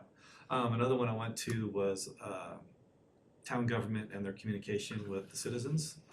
And it was kind of neat because he did like a little Wordle thing up on the board, and we all like texted in what we all thought our citizens felt or what we feel in communication. Frustration, not being heard, all that stuff. So I think that's another thing that we still need to focus on. I think it's been a touchstone point for us for the last couple of years of improving our communication and letting citizens feel like they're being heard. One thing that I wanted to come away with that is I, as a trustee, I know when I first started, when I'd get an email, I'd read it and I'd just move on. Sometimes I'd respond. But I want to maybe emphasize to all of us that regardless of your feelings or whatever on email, I think if you just sent and I kind of got this as a takeaway from the conference, was even if it's just a thank you, acknowledge the email. Even if it's just a quick response, thank you, I've heard you, acknowledge your thoughts, appreciate them. I think that would help us tremendously as trustees in gaining the trust of the citizens that we are listening, we are seeing what they're saying. So I encourage the rest of you to do that if someone emails us, to respond back, and that would help us out as trustees. And then on a town level, just keep up the work of posting on Facebook or newsletters, whatever sources that we can find to get that communication out there. Because I'd really like to nip that not being heard thing in the bud. And Sean said it really well last time that, yeah, we may not always vote the way you want, but that doesn't mean you weren't heard. So I think if we can do more of that, that would be great. Now that's it. I'm done. Final answer. Trustee Ayers? So I have, I guess, a couple questions and a couple suggestions. When is, I'm correct that there's a traffic study being done on 287, correct? What, pull or push do we have for those intersections for light timing? Someone brought it up in a letter, but I've also seen this coming home from work, is that especially coming into that intersection on Bertha Parkway, it just backs up and backs up and backs up. Yeah. It's an interesting question. I think the short answer is we have very little influence. That said, I've been in several meetings with CDOT over the last 4.5 years. We've brought up signal timing, speed, geometries, all those items many times. They are finally doing a study, as you pointed out, so I'd like to believe that we had some influence on that, but I think it's driven almost exclusively by data and metrics that they collect, and so they will listen to us, but if the data that they collect doesn't support changing it, they won't do it. Is generally they'll Right. consider it, Right, Yeah. sure. and then if they can prove that it needs to be changed, they will. Here's a background that, as a trustee, I learned. Love's was gonna put in a light. They needed CDOT's approval. Love's was gonna fund this, the town was all supportive. CDOT said you need to prove a death, injury, or something first. So it also has to base on their, I guess, previous experiences, so they're not proactive. And I will So we have to say, make it their idea. we've talked about this a few times, transportation engineering is very much that way, right? It's not quite the same, but I like to use the analogy like in emergency management, when you issue an evacuation order, people are going to get hurt and some people are going to die. That is absolute reality of having gone through many hurricanes in my lifetime. When evacuations get issued on that magnitude, you're making a decision knowing that there are going to be accidents, there's going to be death, as critical patients get moved out of hospitals and those kinds of things, right? And you also know that if you don't, that there's a risk that that's going to occur, right? That worse death is going to occur. And so there's this real balance. Traffic engineering is a little bit the same way, right? It's like we see the risk, the data doesn't prove the risk, and so we're really hesitant to make a change that might cause another problem we haven't foreseen, if that makes sense, right? And so it's hard. We often have this conversation with residents who are concerned about traffic. Isn't that what models are for, though? Like, you could put They a are. model of the Love's light and show that, Absolutely, but those models are based on current Data. engineering best practices and standards that have been well developed by international teams of engineers, right? And so unless there's data to support or necessitate a change, as long as the intersection is designed to best, to kind of the engineering standards, they won't touch it. So an inconvenience of waiting in traffic is not going to be a concern Absolutely. that's going to trigger a change. Very much so. In fact, as much as folks don't like to hear this, it's normal for cities to operate at a level of service C or D at major intersections, and that means that in peak times, like you're talking about, right, rush hour, that you're going to wait, and that's an acceptable level of service. And in reality, it makes sense because for the other 24 and a half hours a day, or 23 and a half hours a day, the intersections typically function just fine. And so it's a little bit like the intersection of Bertha Parkway and Spartan we talk a lot about, right? It has a problem at school time. When school goes in and school gets out, for that 15 minutes in the morning, 15 minutes in the afternoon, it's a mess. The rest of the time it functions just fine. And so you don't make major changes to intersections to deal with 30 minutes a day, if that makes sense. And so that's, CDOT is making an intentional decision that you're gonna sit in traffic and have to go through a few cycles of light before you get to go through at peak times. Well, how else are you gonna appreciate their work? That's right, you can Stop, sit enjoy and the scenery. enjoy the beauty of the traffic signal. That's why we gotta have more art-centric intersections. Or just drive less, Yes. take the bus. I guess my next question is there any proposal for landscaping or horticulture along the pedestrian path that goes from the dog park to 5th Street, south of the elementary school? Nothing beyond what's there, native grasses and trees. So because my thought was, as I was riding my bike and walking, I think staff was trying to be proactive about the Cedar Drive lawn because it wasn't really being used. Was it Denver Botanical Society?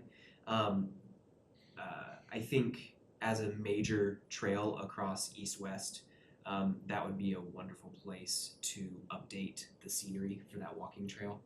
It's all grass, it's already brown. There's a couple trees, there's a couple benches that I don't think are very attractive to sit in the summer months because it's just grass, right? And I don't think that there's also the sort of community use as there was on the Cedar Drive because it's much more sloped. It goes down into that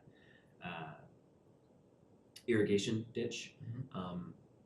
So I think that would be a wonderful place to at least look at developing with better native plants with just more foliage as opposed to just sort of a lawn that no one uses because it's too steep Grass to and really. weeds, yeah. Right, exactly.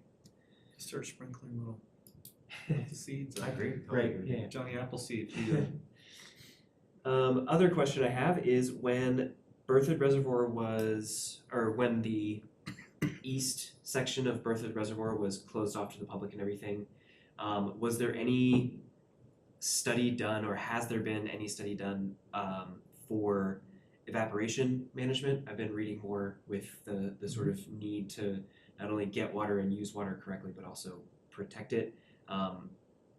Was any sort of research done or could it be done about putting reflective surfaces or I don't remember what they're called, but those kind of Shade sort balls. of shade balls in that section that's not public use? We've talked about that and the cost benefit associated with, evapotranspiration rates and all those things. I think the simple answer is we've talked about it, but we haven't really done a whole lot more than that. how deep's the water over there? I honestly don't know off the top of my head. The yeast cell, 15 or 20 feet deep maybe. I was going to say, plant some broadleaf water lily plants in there. Yeah, It's not too deep. It's interesting, right? That's the last stop before water goes into our water treatment plant, and so we want to keep it free of algae. So we do have an ultrasonic buoy in there that, in theory, disrupts algae growth. We'll see how it works. It's really just operational now for the first time. It's awesome, by the way, talking to Ken. That's pretty cool. It's a super cool technology, And that's, those balls actually work for algae too. I think that They was do. one of the California's ideas with them. yeah, because they, algae requires just like any other plant. Sunlight. Most plants that require sunlight, right? And so when the shade balls are in place, they basically eliminate evaporation and stop algae growth. So One of the things we were looking at, though, I don't know if we still are though, is for future storage in some areas, would to be put it totally underground. Like by the wastewater treatment plant. yeah, I don't think so. I mean, the costs associated with a storage reservoir of that magnitude underground just wouldn't be worth it, I don't think. Shade balls would be a much more effective and cost effective. Artificial pond leaves. Putting a storage tank underground that you might use to pressurize your system. There's a lot of examples of those around the country. Kind of building a fake aquifer would be incredibly expensive. Just need to find a big cave. A big cave is much more expensive than a big hole. If that makes sense. So, I guess the only other thing I have is we got an email from one of the citizens concerned about the classification of their pet as livestock instead of domestic. What do you guys think about We totally need to separate them out. possibly separating out Well, if you pigs list from it, livestock? they include chickens and ducks as well, but we allow chickens and ducks within our Right. city limits. Yeah, I think they were But I looking at that thought as like, there- you can't have a slaughterhouse in your backyard. And I think when you have a potbelly pig, it's definitely one of your best friends. I was trying to find something in the code because I thought I saw something in there that said that like you could have like 2 like mini goats, like you couldn't have more than 2. Yeah, two species. species per person. Yeah. But pet was definitely defined as cat and dog. Cat and dog, And yeah. so it seems like from this citizen that animal control said, no, swine, look, it's It's a pig. a pig, It's it's livestock. swine, it's livestock, you can't have that. So is that something that I that totally we should want. be- I would just need to have like a refine it and say that you can have a a livestock animal as long as it's no more than 80 pounds or something. For- That way you don't for- have a full-size cow in your For backyard. what it's worth, I went through this 10 years ago in my last jurisdiction, and so, So could we just put it under consent, and if anyone has a question? you'll need to adopt an ordinance, Right. and so, no, not under consent, but I don't think it'll be a problem at all. I mean, Well, we already it's- adopt, okay, because we're this amending isn't- it, we need to. We'll need to make an amendment to allow for potbelly pigs, and there's So that's easy, a whole public hearing again. I think so, but it should be relatively simple. There's a lot of good examples out there. There's communities all around us that allow them already, so we'll draft something up and bring it back to you. It was on my list to mention to you tonight, so it sounds like there's some general support for Yeah. preparing an ordinance to consider. Jamie, in the meantime, ask code enforcement to kind of like, chill a little bit. We'll be okay. I think. Yeah, she contacted me, and she actually said, as long as it's underway, they won't do anything. Yep. And I consider this underway, since you brought it Yeah. up. so But I thank you. guess also, not just in that regard, as we move forward, maybe look at other specific instances. I don't wanna, sort of open Pandora's box about, no, if you have a, A mini horse? a dwarf mini horse cow, that's fine, but but within reason, like For sure. any sort of thing that's consistently Great Dane considered are smaller. domestic or yeah. Right? Well, I don't know if a lot of the Great Danes would actually Well, work. the worst killer is also a house cat, so I think Right. anything else is probably better. Just, that's okay, keep Yeah, that in we'll, mind. we'll look at the kind of the broader definition of I what's told her I feasible. said, I bet that What miniature other- pig's a lot quieter than the chickens I had. Yeah. Yeah, especially right after they lay an egg. Yeah. I think that's it for me. I'm glad you brought that up, because I was gonna bring that up and I forgot. The roundabout on First Street's looking nice after all the work. I did see based on the roundabout discussion we had a couple meetings ago, I did see a semi truck just drive straight across the other day as I was walking by, so. They didn't hit anything, but you can definitely tell the tire marks that are just going straight. They are definitely designed to drive over that apron. Those trucks can't make the roundabout turns, so. That's all I had, thank you. Your pro tem? So my brief show and tell with CML went to water emergency preparedness, what that looks like, IT infrastructure and cybersecurity, and essentially retired population and senior citizens. All sorts of really good information, lots of good resources, lots of good questions that I will not bore everybody with tonight. But those are all things that I'll be bothering different department heads with. So you're all welcome. A couple questions, I guess. One, and this is mostly for, the public benefit.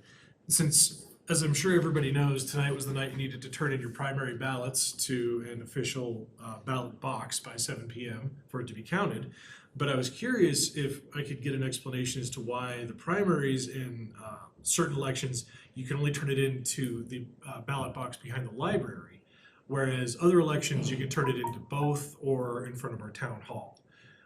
Is that something clerk or assistant clerk would like to clarify? Certainly. So for all town of Berthoud elections, voters would of course utilize the ballot box in front of town hall. For all other county elections, it would be the ballot box located by the library. There are not any elections that have any crossover between the boxes. Okay. So it'll either be the Larimer County box or the town of Berthoud box. Now, to throw a hypothetical at you, Certainly. say we pass an ordinance for something that needs voters to participate and it falls in either a midterm election or presidential election. Would that be something that we would have in front because it involves the town, or would that be behind the library in this instance? Voters would still need to utilize the box at the library, since that would be a coordinated Larimer County election. And that really does come down to the security of the ballot boxes, being that Larimer County has absolute control over that ballot box, and we have absolute control over our ballot box. Understood. Thank you. Next question. The railroad crossing at Mountain is doing that thing that everybody's loving. Is there any chance we could shake some trees and see if somebody from railroad company can come and throw Level more it. money at it for it to slowly deteriorate over the next 2 years? Oh, we've talked to them about that crossing and making some permanent improvements out there. Are they underway with it, or? question marks, like we send it off to a black hole. It has talked back, but not recently. I think, yeah, that's probably a good way to describe it. Okay, The black box has responded, but not recently. okay. And it's very possible that the last time they made some improvements out there, they just showed up and started doing them. So, and it's also possible that the people we've talked to in the past have been reassigned to other jobs 4 or 5 times. So, which is pretty typical with the railroad. If they. But we will bring it up again. Okay. Is there a point where the intersection itself becomes to the point where we have to kind of intersect and repair for them and send them the invoice, No, we are not allowed to touch their right of way in that way. even if they're starting to treat it like an absentee landlord? Yeah, pretty much. I mean, You don't mess with the railroad. I get that. They've been around for forever. I understand that. I'm I just trying think, to. I mean, we can push. Sure. And, you know, certainly will, but we can't go out and touch their tracks and change the roadway adjacent, you know, immediately adjacent to the tracks. Okay. No getting a pry bar out there and lifting it up Yeah. and dirt. Yeah, that's, Put pennies on it. there's a lot of reasons why that's a bad idea, so I think, Homeland not least of Security. which they will be very unhappy about it. Yeah. Turn that horn on. Louder. Yeah, that was about it. Thank you. CML was great. Trustee Hardy, this is a fantastic document. I did that quasi-judicial one too. I took away a lot of notes.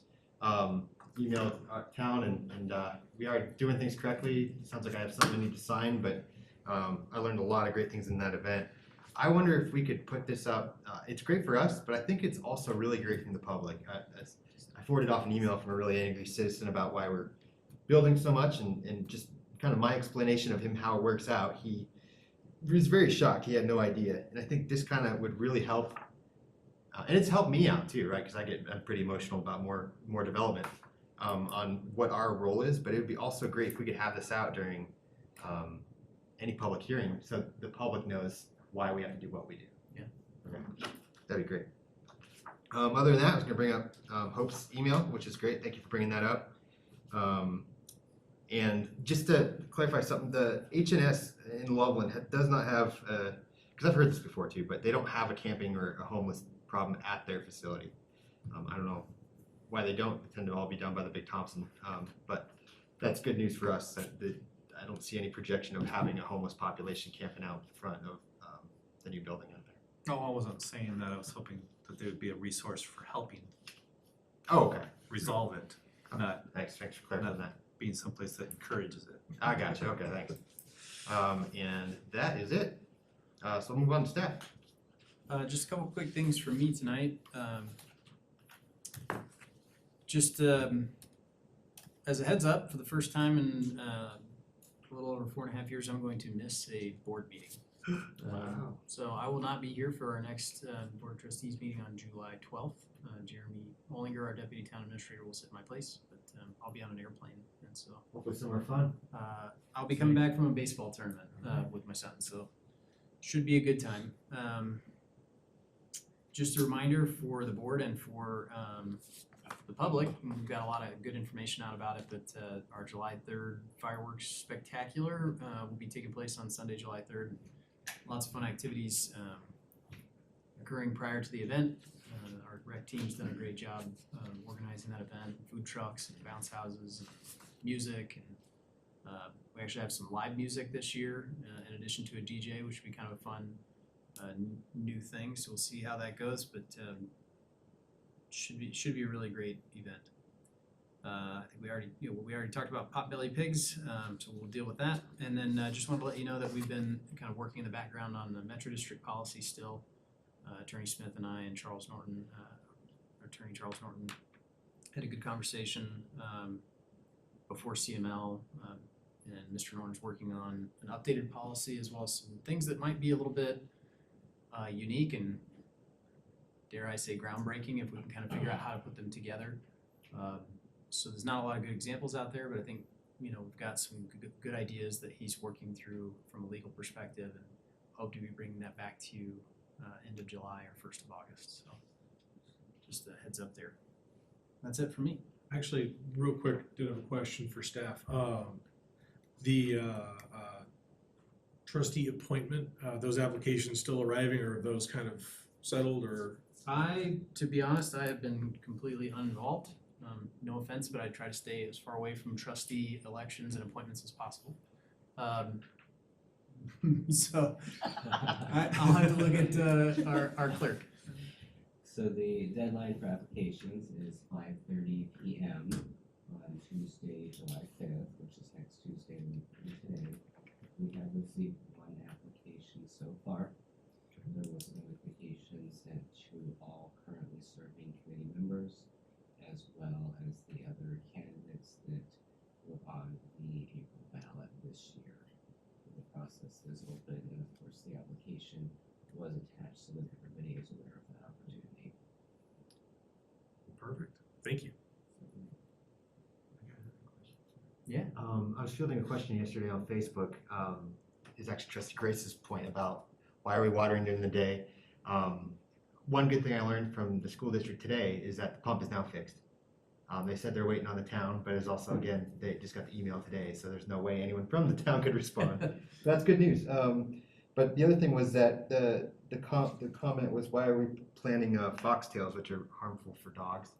Do you know if we have those? They were saying they are, but I don't know. I don't believe we're planting foxtails. Okay, so this is the sidewalk, this is essentially the tree lawn on Bunyan. Do you know if those, you don't know the kind of grass that is? I don't. Okay. We can look. The native seed mix that was spec'd for the project Doesn't have anything. was chosen by an environmental firm. Okay. I don't think they'd be. I thought it'd be a little weird. Foxtails Yeah. are a big problem where I Big came hate. from. I Yeah. hate foxtails, Yeah, so me too. I would be really bummed out if that was included. I honestly don't recall. Is there a way we could get, you could even get back to me and then I could post it to Facebook, because there was kind of a lot of pushback. Yeah. Okay, cool, great. And I've got a business card for a lady who does goat mowing, if you want to get some goats over there. I think I know who it is. I think I know her personally. So Yeah, they like the foxtails. Yeah. Oh, Grazing animals like the foxtails. when I worked for Boulder, they had a meet and bleat, where you could meet all the, meet all the goats they use. Love it. That's it, thanks. All right, anything else before we move into executive session? All right, is there a motion to move into executive session? Oh, hold on, dig it out. Oh, this Mike's up in there. You got it, you got it. I may move to enter into an executive session pursuant to CRS 24-6-402 4CI to determine positions relative to matters that may be subject to negotiations, development of strategy for negotiations, and instructing negotiators, and to following details are provided: possible sale of Old Town Hall. Second. All right, we have a motion by Trustee Hardy, seconded by Trustee Ayers. Quickly roll call vote on that. Mayor Pro Tem Grace, Yes. Trustee Ayers, Yes. Trustee Hardy, Yes. Mayor Pro Tem. Yes, okay. Let's take a 5-minute break.